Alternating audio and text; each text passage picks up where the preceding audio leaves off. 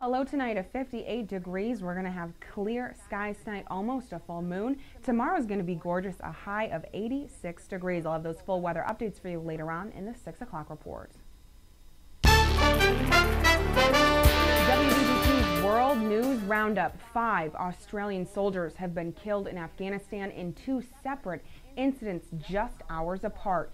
3 were killed by an Afghan soldier they were training. The Prime Minister of Australia has canceled her involvement at the Pacific Islands Forum to fly directly home. The names of those killed have not yet been released to the public. Network 10's political editor Hugh Remington reports on a manhunt that has been launched for the Afghan soldier who escaped after killing 3 Australians.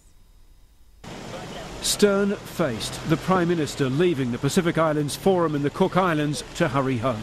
Our nation is confronting the most awful news. It's my sad and solemn duty to inform you that 5 Australian soldiers have been killed in 2 separate incidents in Afghanistan. Our worst 24 hours since Vietnam's Battle of Long Tan.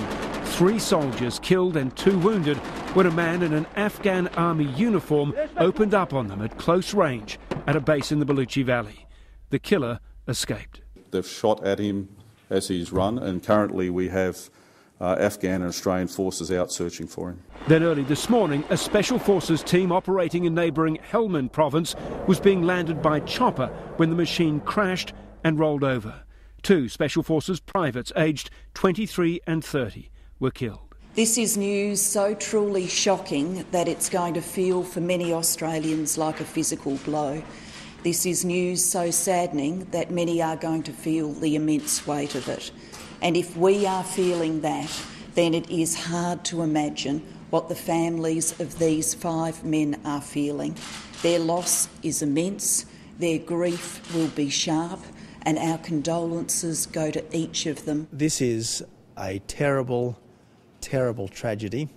It is a black day for our Defence Forces. Morale at the moment has taken a hit over this, understandably. The latest deaths bring to 38 our casualties in the Afghan war. 6 of the 9 killed in the last 12 months have been at the hands of an Afghan soldier. The insider threat is a threat that does concern us at the moment. The Prime Minister says people will naturally ask, why are we still there? She says it is because there's a job to do. Prime Minister, are you willing to contemplate any change to the withdrawal timetable from Afghanistan? No, I'm not. She says we stay to honour those who have sacrificed everything.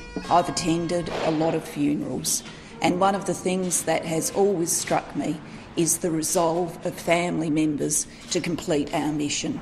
It is for us to show the same resolve. But for many families, the war is a harder sell tonight than ever before.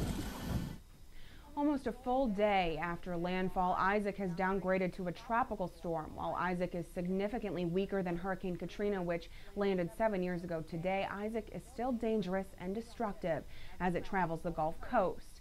Kieran Cullad is live from New Orleans with the latest.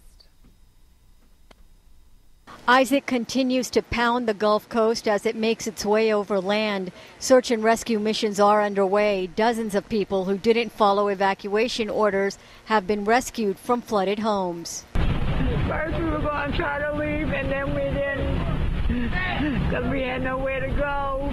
People left stranded are being carried to safety, but some residents, like this Louisiana man, are staying inside their homes, even though Isaac has flooded it. What's it like being trapped here, seeing all this water? Oh, it's aggravating. I'd sure like to get in my truck and go ride, but we took a little water a while ago, so we're going to let it go down another few inches.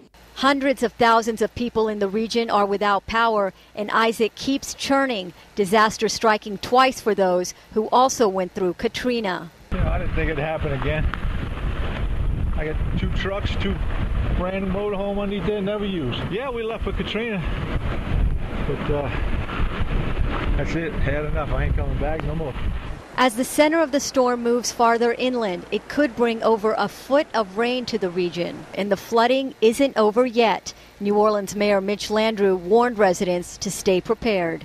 In the city of New Orleans, I would just like to say that now is not the time to let your guard down. You have to stay hunkered down, and you have to stay inside, and you have to stay on task. I have more damage for this storm than I did for Katrina.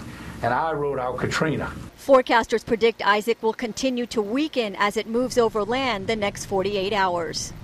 Isaac has been such a slow-moving storm that if it passes by Friday morning, it will have hovered over Louisiana for more than 50 hours. Reporting from New Orleans, Kieran Khalid. Heading out of town for the long Labor Day weekend, if a hotel is in your plans, read your bill carefully at checkout. In today's Consumer Watch, Karen Kafa looks at sneaky fees that can add up during your stay.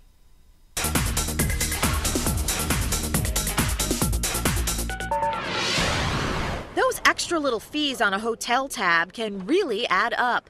According to an annual survey from New York University's Center for Hospitality, Tourism, and Sports Management, U.S. hotels will collect almost $2 billion in fees and surcharges this year. Guests will notice the most common fees and can usually avoid them. Things like wireless internet, phone calls, cancellation, and early departure fees. But other, less obvious fees can include minibar restocking fees, charges for in-room safes, extra charges related to a hotel's business center like fees for receiving packages or express mail, automatic room service gratuities, and fees for holding baggage after checkout. The good news for travelers, the NYU study forecasts fewer hotels introducing new fees and surcharges in 2013, perhaps hoping to avoid the backlash the airline industry has received since it started charging extra for checked baggage, in-flight food and beverages, preferred seating, and more. U.S. Airlines picked up more than $3 billion in baggage fees alone in 2011. For Consumer Watch, I'm Karen Kafa. Sports is next with WVTT's Derek Smith, and I'll have the full weather forecast for you later on the 6 o'clock report here on News Channel 25 WVTT.